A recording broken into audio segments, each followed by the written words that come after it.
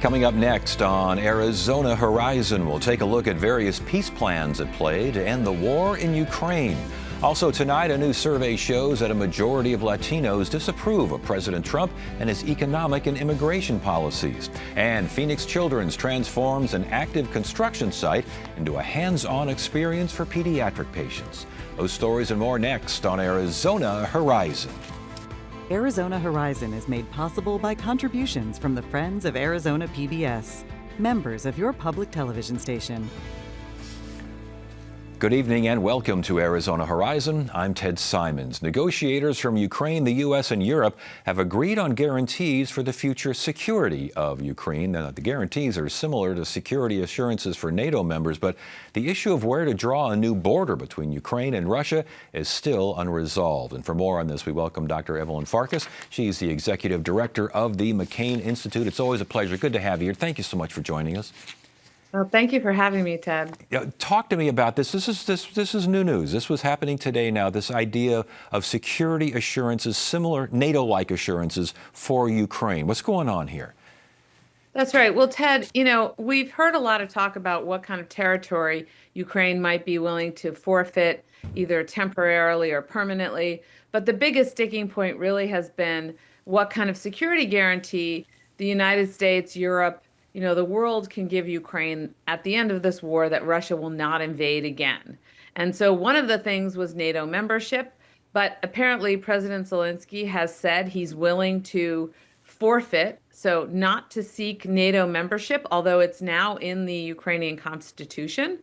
He said he will forfeit that in exchange for a U.S. bilateral security guarantee.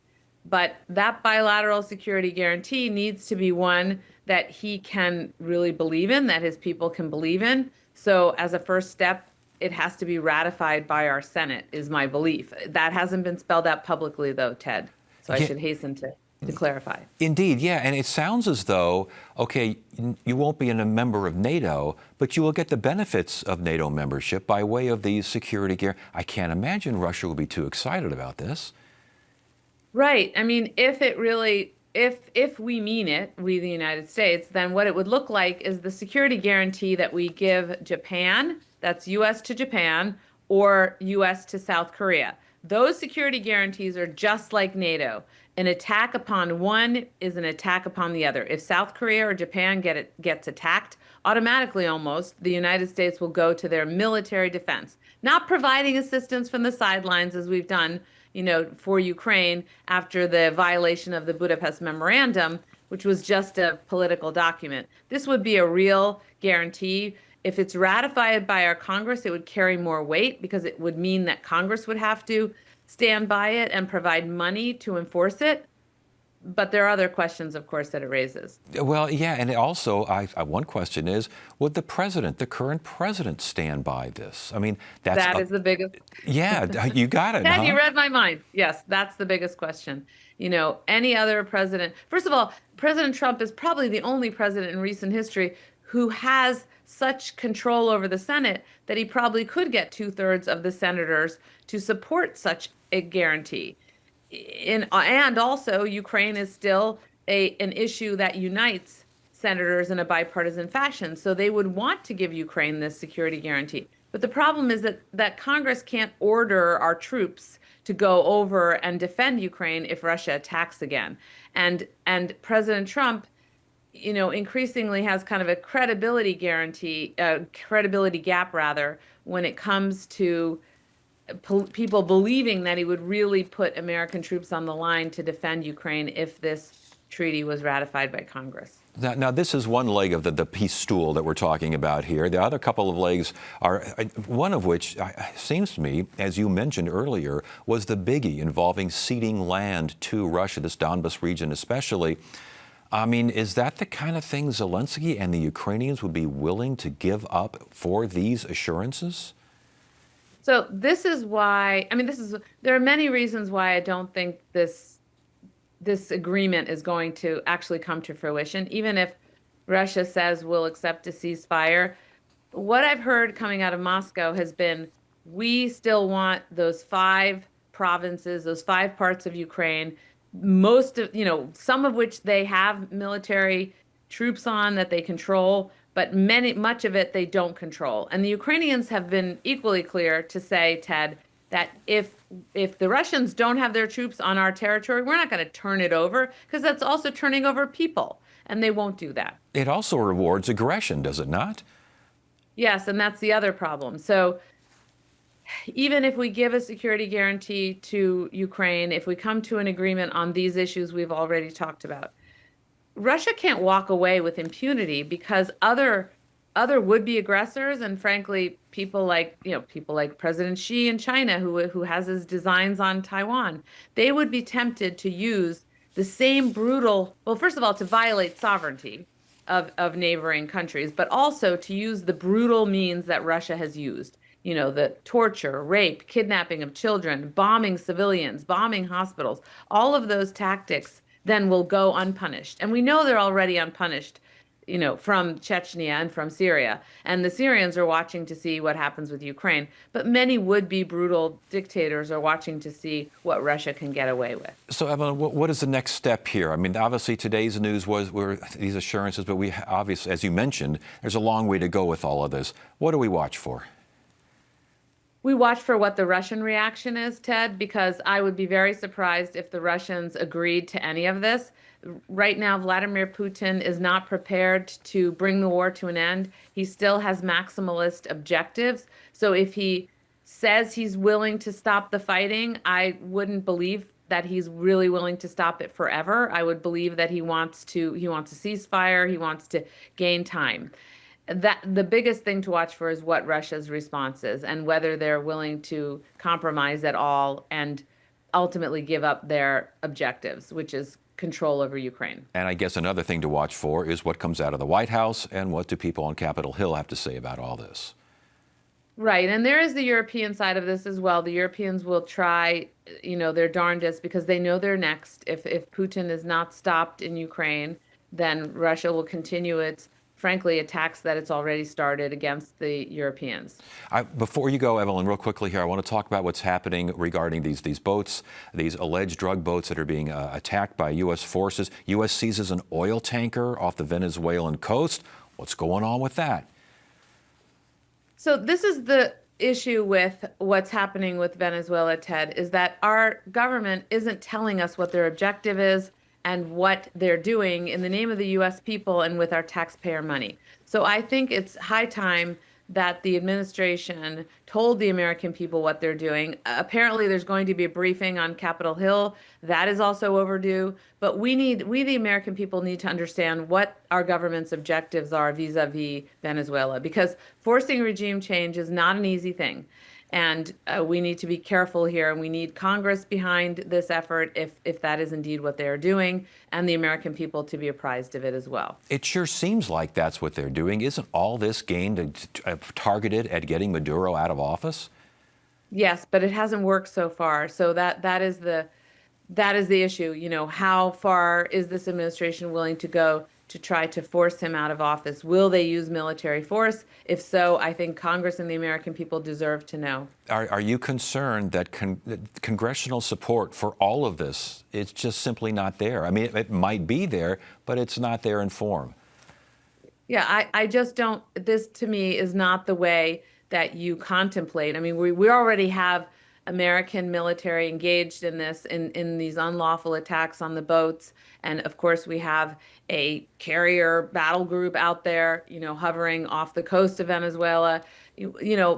People's, wives, husbands, children are already, for all practical purposes, in harm's way, legally or physically. And so I think that the American people deserve to know really what the plan is.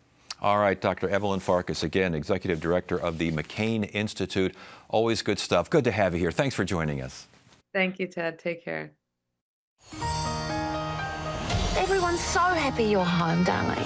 Come inside. It's just so exciting. It's a real treat. What an amazing family.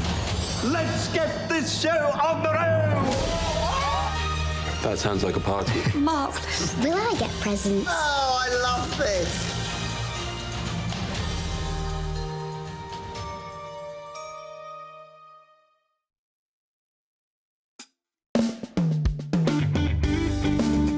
Arizona PBS wants to wish a very happy birthday to our Arizona PBS Kids Club members that are having a birthday.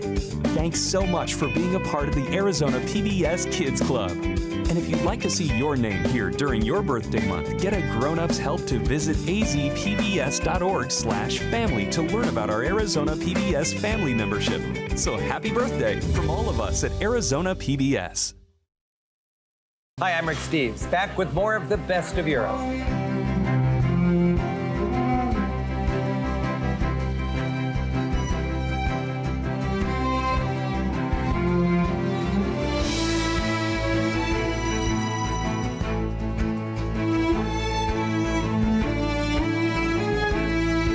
Sunday night at 10:30 on Arizona PBS.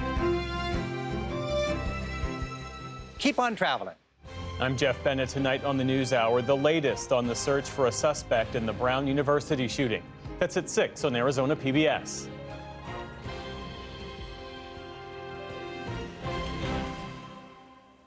A new report from the Pew Research Center finds that a majority of Latinos disapprove of President Trump and the president's immigration and economic policies. This after nearly half of Latino voters supported Trump in last year's election.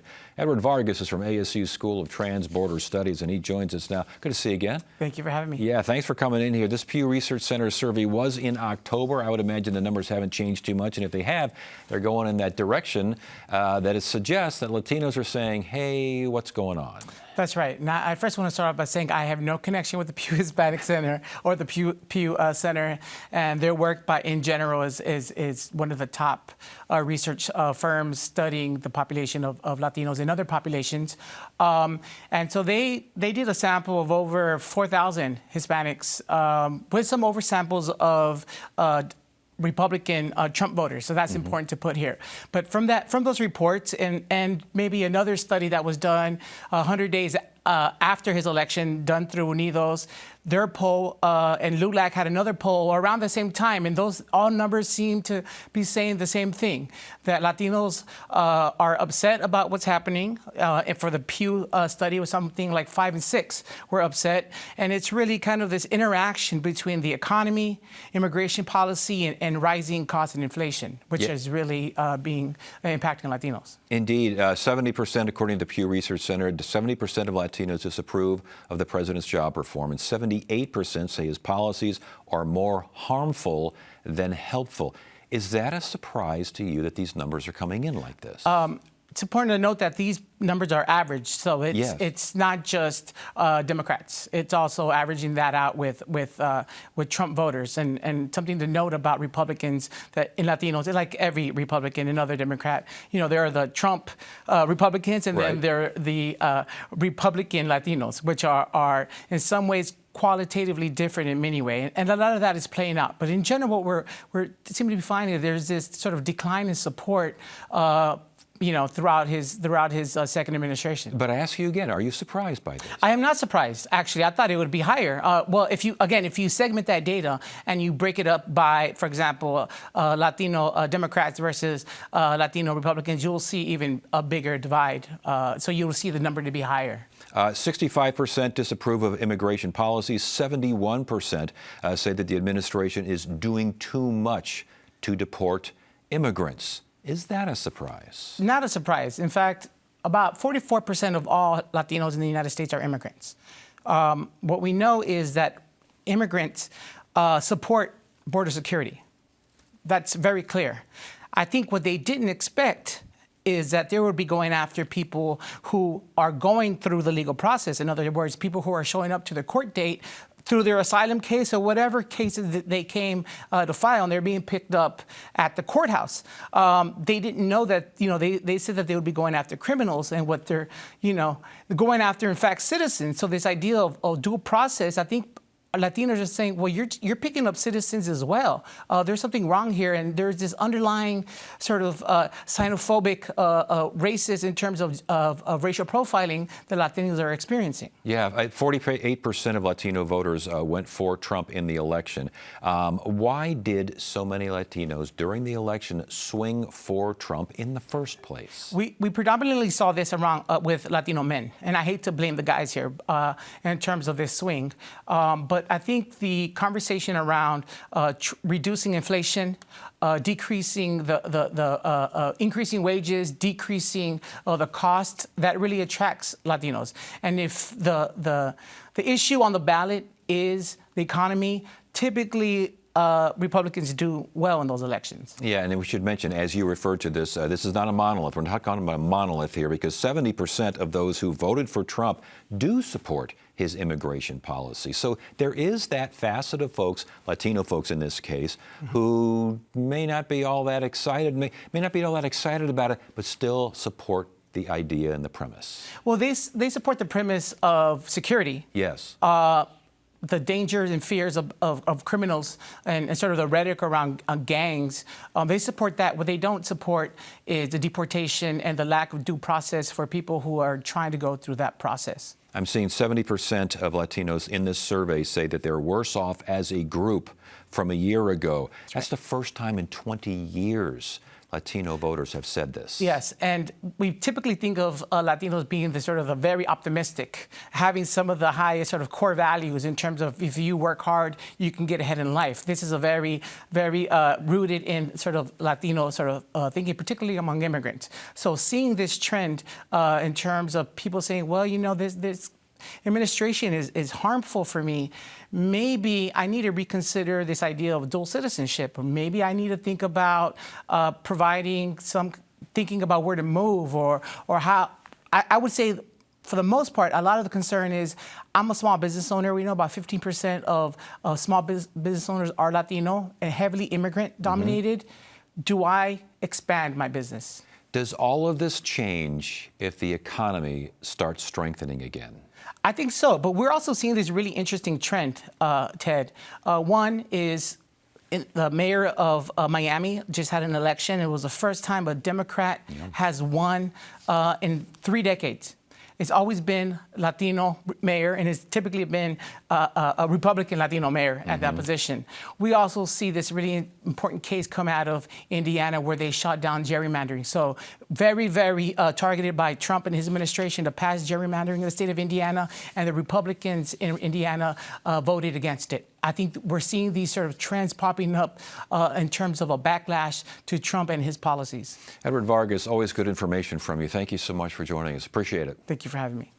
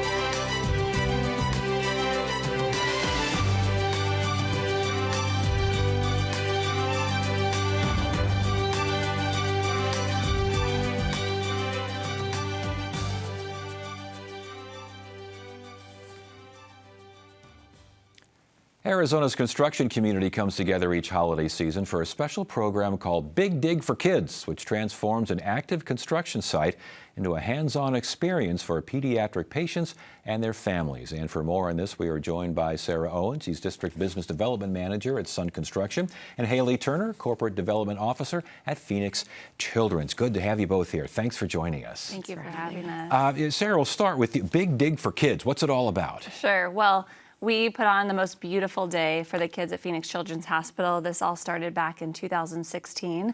Dave Crawford, our founder, who's the former CEO of Sun Construction, had a vision to create a beautiful day, a magical day for kiddos that were battling disease, and just take them away from their worries, bring their siblings, their families out, and just find the love and passion that we all do for the construction industry. And we accomplished that in year one, and now fast forward almost a decade later, we're still hosting that event first week of November. It's such a magical day, sponsoring Phoenix Children's families.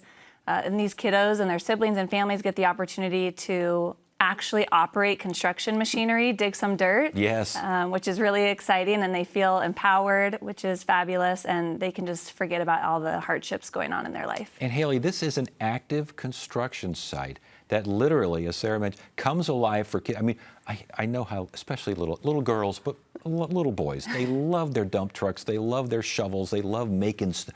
Yeah. They're doing it for real here. They are. They definitely are. And it truly is the best day of the year. It really just gives them a sense of joy, a sense of normalcy as these kids and families are going through some really tough times. So it is just a special day where the construction community comes together, wraps their arms around these kiddos, and truly just provides a one-of-a-kind experience. How does it work? Is it invitation only? Does the staff look at kids and say, I think this kid is ready for this, and this kid, well, maybe next year, that kind of thing? Yeah, so all Phoenix Children's patients, current and previous patients and families, are invited to the event. And we typically have close to 500 of those kiddos come out for the day and enjoy it.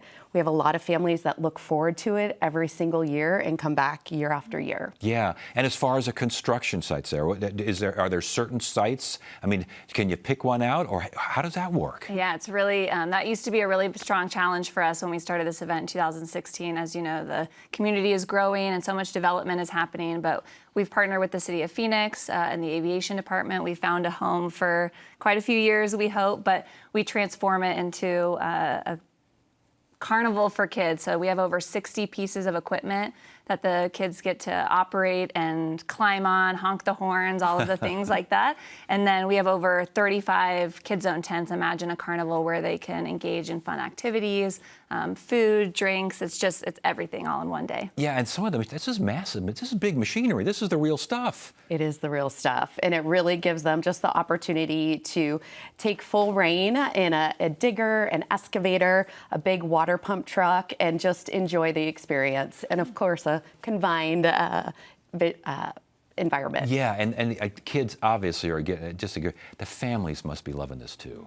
They really do. It provides, Phoenix Children's has Arizona's largest pediatric cancer program within the state, and these funds are so crucial to help families in providing care and treatment and just the vital resources that they need to support them. And for those in the construction business who are out there helping these kids, that's got to be a rewarding feeling as well. It's very special. We have the whole community come out to this event, put aside our competition, our egos, yes, and just rally around these kiddos. We have operators, equipment operators travel from all over the state and even outside of the state to be here for this day, to volunteer. Imagine a 2 or 3-year-old hand in hand with the equipment operator walking up, learning how to actually dig an excavator with an excavator. Oh.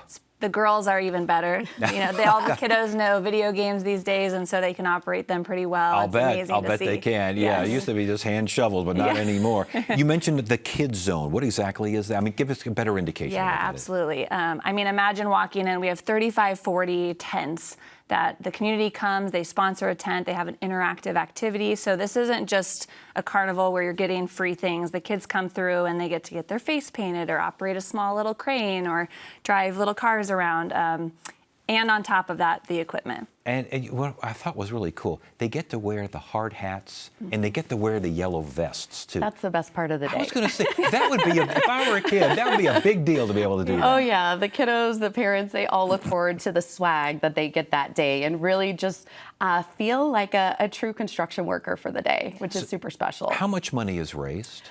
Since partnering with Big Dig for Kids, we've raised over $4 million for our Center for Cancer and Blood Disorders at Phoenix Children's. And how is it raised? Is it by donations? Is there some event? How does that work? Yeah, it's through sponsorships, it's through fundraising, and it's truly our construction community that comes together to raise these critical funds. And the funds go to pediatric cancer? That is correct. Yeah. At Phoenix Children's. At Phoenix Children's, yes. So this happened in November. So this Big Dig for Kids is over, but there's another Big Dig for Kids coming up next year. How early in the year do you plan ahead for this? There is. It's year-round planning. We get to celebrate in January as a board, and then we're back into planning for this event. It's really exciting. We have a beautiful board of directors that comes together. All of the equipment is donated in kind, so it's really amazing to see the construction community rally. Last question before you go. The kids, after the event, you see a little spring in their step, maybe a little bit? Absolutely. They are definitely on cloud 9 after being at Big Dig for Kids. They want to know, when is next year's event coming? And again, look forward to it all year long when it comes around again in November. All right, Haley Turner and Sarah Owen, congratulations on this. This is great stuff, and it's really nice to see. Thanks for joining us and sharing your story. Thanks for having us. You bet. And that is it for now. I'm Ted Simons. Thank you so much for joining us. You have a great evening.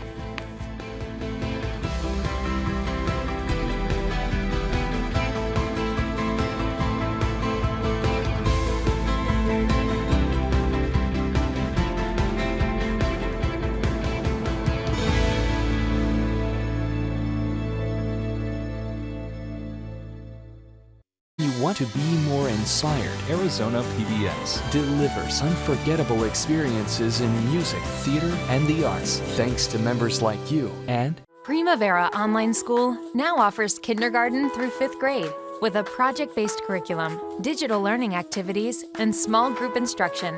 To learn more, visit chooseprimavera.com. Coming up tonight at 7. At 8. At 9:30.